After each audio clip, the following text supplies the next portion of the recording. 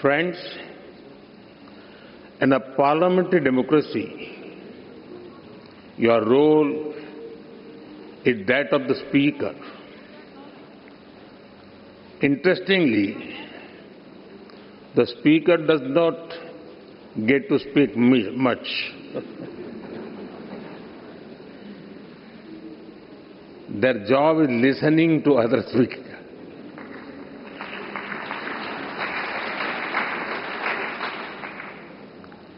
And ensuring everybody gets a chance. One common thing about speakers is their patience. They handle even noisy and over-enthusiastic members with a smile.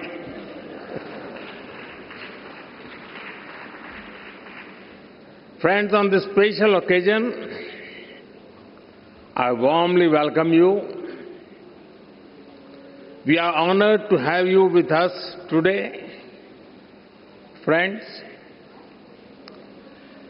जिस स्थान पर आप सभी बैठे हैं, वो भारत की डेमोक्रेटिक जर्नी का बहुत ही महत्वपूर्ण स्थान है।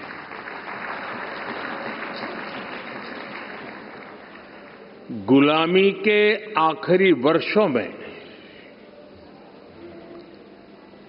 जब भारत की आजादी तय हो चुकी थी, उस समय इसी सेंट्रल हॉल में भारत के संविधान की रचना के लिए संविधान सभा की बैठकें हुई थी। भारत की आजादी के बाद 75 वर्षों तक ये इमारत भारत की संसद रही और इसी हॉल में भारत के भविष्य से जुड़े अनेक महत्वपूर्ण निर्णय, अनेक चर्चाएं हुई। अब लोकतंत्र को समर्पित इस स्थान को भारत ने संविधान सदन का नाम दिया है। कुछ समय पहले ही भारत के संविधान को लागू हुए 75 वर्ष हुए हैं। मैं इस संविधान सदन में आप सभी अतिथियों का आना भारत के लोकतंत्र के लिए बहुत विशेष है। साथियों, ये चौथा अवसर है जब कॉमनवेल्थ स्पीकर्स और प्रिसाइडिंग ऑफिसर्स की कॉन्फ्रेंस भारत में हो रही है। इस बार इस कॉन्फ्रेंस का मुख्य विषय effective delivery of parliamentary democracy है। आप सभी जानते हैं कि जब भारत आजाद हुआ तो उस दौर में ये आशंका व्यक्त की गई थी कि इतनी डाइवर्सिटी में भारत में लोकतंत्र टिक नहीं पाएगा। लेकिन भारत ने इसी डाइवर्सिटी को डेमोक्रेसी की ताकत बना दिया। एक सबसे बड़ी आशंका ये भी थी कि अगर भारत में लोकतंत्र अगर जैसे तैसे टिक भी गया तो भारत किसी भी हालत में विकास नहीं कर पाएगा। लेकिन भारत ने साबित किया कि डेमोक्रेटिक इंस्टीट्यूशंस और डेमोक्रेटिक प्रोसेसेस डेमोक्रेसी के स्टेबिलिटी, स्पीड और स्केल तीनों देते हैं। भारत दुनिया की फास्टेस्ट ग्रोइंग मेजर इकोनॉमी है। आज भारत में यूपीआई दुनिया का सबसे बड़ा डिजिटल पेमेंट सिस्टम है। आज भारत दुनिया का सबसे बड़ा वैक्सीन प्रोड्यूसर है। आज भारत दुनिया का नंबर 2 स्टील प्रोड्यूसर है। आज भारत में दुनिया का तीसरा सबसे बड़ा स्टार्टअप इकोसिस्टम है। आज भारत दुनिया का तीसरा सबसे बड़ा एविएशन मार्केट है। आज भारत में दुनिया का चौथा सबसे बड़ा रेल नेटवर्क है। आज भारत में दुनिया का तीसरा सबसे बड़ा मेट्रो रेल नेटवर्क है। आज भारत दुनिया का सबसे बड़ा मिल्क प्रोड्यूसर है।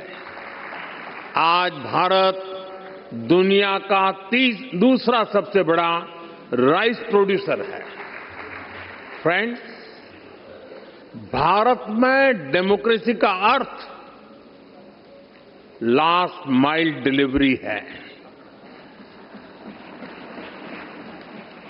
हम एक लोक कल्याण की भावना से हर व्यक्ति के लिए बिना किसी भेदभाव के काम कर रहे हैं और इसी लोक कल्याण की भावना के कारण बीते कुछ वर्षों में भारत में 25 करोड़ लोग गरीबी से बाहर निकले हैं। In India, democracy delivers. साथियों, भारत में डेमोक्रेसी इसलिए डिलीवर करती है क्योंकि हमारे देश में और भारत में देश की जनता ही हमारे लिए सर्वोपरि है। हमने उसकी एस्पिरेशंस को, जनता जनार्दन के सपनों को प्राथमिकता बनाया है। उसके रास्ते में कोई बाधा ना आए, इसके लिए प्रोसेस से लेकर टेक्नोलॉजी तक हर चीज को डेमोक्रेटाइज किया है और ये डेमोक्रेटिक स्पिरिट हमारी रगों में, हमारे मन में है, हमारे संस्कार में है। मैं आपको एक उदाहरण देता हूं। कुछ साल पहले पूरा विश्व कोरोना की आपदा से जूझ रहा था। भारत में भी संकट कम नहीं था, लेकिन उन चुनौतियों के बीच भी भारत ने 150 से ज्यादा देशों को दवाइयां और वैक्सीन पहुंचाई।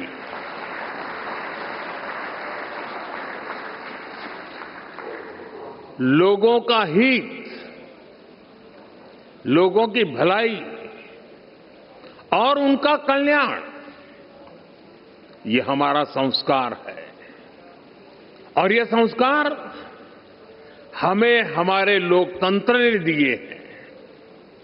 Friends, many of you know India as the world's largest democracy. Truly, the scale of our democracy is extraordinary. Consider India's general elections held in 2024. They were the largest democratic exercise in human history.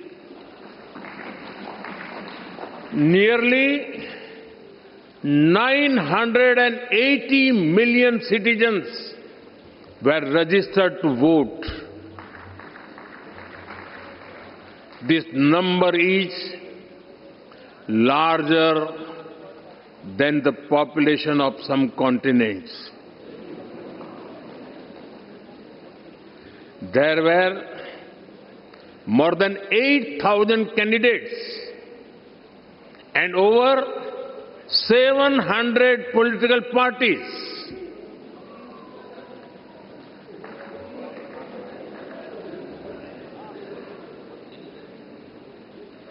The elections also saw record participation by women voters.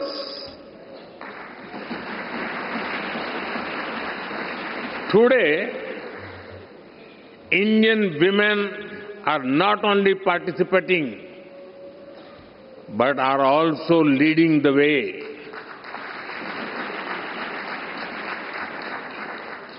The President of India, our first citizen, is a woman. The Chief Minister of Delhi, the city which we are in right now, is a woman. In rural and local government bodies, India has about 1.5 million elected women representatives. They represent almost 50% of the leaders at the grassroots, which is globally unparalleled. Indian democracy is also rich in diversity. Hundreds of languages are spoken. There are over 900 television channels across different languages. Thousands of newspapers and periodicals are published. Very few societies manage diversity at this scale. India celebrates such diversity because our democracy has a strong foundation. Our democracy is like a large tree supported by deep roots. We have a long tradition of debate, dialogue, and collective decision-making. India is called the mother of democracy. Our sacred texts, the Vedas, are over 5,000 years old. They refer to assemblies where people met to discuss issues. Decisions were taken after discussion and agreement. We are the land of Bhagavan Buddha. The Buddhist Sangha used to have open and structured discussions. Decisions were taken through consensus or voting. Further, there is a 10th century inscription from the Indian state of Tamil Nadu. It describes a village assembly that worked with democratic values. There were clear rules for accountability and decision-making. Our democratic values have been tested by time. supported by diversity and strengthen generation after generation. Friends, Commonwealth की कुल जनसंख्या का लगभग 50% हिस्सा भारत में बसता है।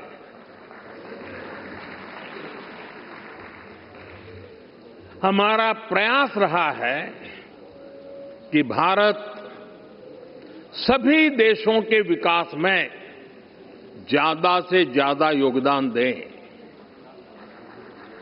Commonwealth के सस्टेनेबल डेवलपमेंट गोल्स में health, climate change, economic growth और इनोवेशन के क्षेत्र में हम पूरी जिम्मेदारी के साथ अपने कमिटमेंट्स को पूरा कर रहे हैं। भारत आप सभी साथियों से सीखने का निरंतर प्रयास करता है और हमारा ये भी प्रयास होता है कि भारत के अनुभव अन्य कॉमनवेल्थ पार्टनर्स के काम आए। फ्रेंड्स, आज जब दुनिया अभूतपूर्व परिवर्तन के दौर से गुजर रही है, तब ग्लोबल साउथ के लिए भी ये नए रास्ते बनाने का समय है। भारत हर ग्लोबल प्लेटफॉर्म पर ग्लोबल साउथ के हितों को पूरी मजबूती से उठा रहा है। अपनी G20 अध्यक्षता के दौरान भी भारत ने ग्लोबल साउथ की चिंताओं को वैश्विक एजेंडे के केंद्र में रखा है। भारत का ये लगातार प्रयास है कि हम जो भी इनोवेशन करें उससे पूरे ग्लोबल साउथ को लाभ हो, कॉमनवेल्थ देशों को फायदा हो। हम ओपन सोर्स टेक प्लेटफॉर्म भी बना रहे हैं ताकि ग्लोबल साउथ के हमारे साथी देश भी अपने यहां भारत जैसी व्यवस्थाएं विकसित कर सकें। फ्रेंड्स, इस बार की कॉन्फ्रेंस का एक प्रमुख लक्ष्य ये भी है कि कैसे हम अलग अलग तरीकों से पार्लियामेंट्री डेमोक्रेसी की नॉलेज और अंडरस्टैंडिंग को प्रमोट करें। इसमें स्पीकर्स और प्रिसाइडिंग ऑफिसर्स दोनों की भूमिका बहुत महत्वपूर्ण है। ये काम लोगों को देश के डेमोक्रेटिक प्रोसेस में बड़ी भूमिका से जोड़ने का काम है। भारत की संसद पहले से ही ऐसे काम को कर रही है। Study tours, customised training programmes और इंटर्नशिप के माध्यम से जनता को संसद को और करीब से जानने का मौका मिला है।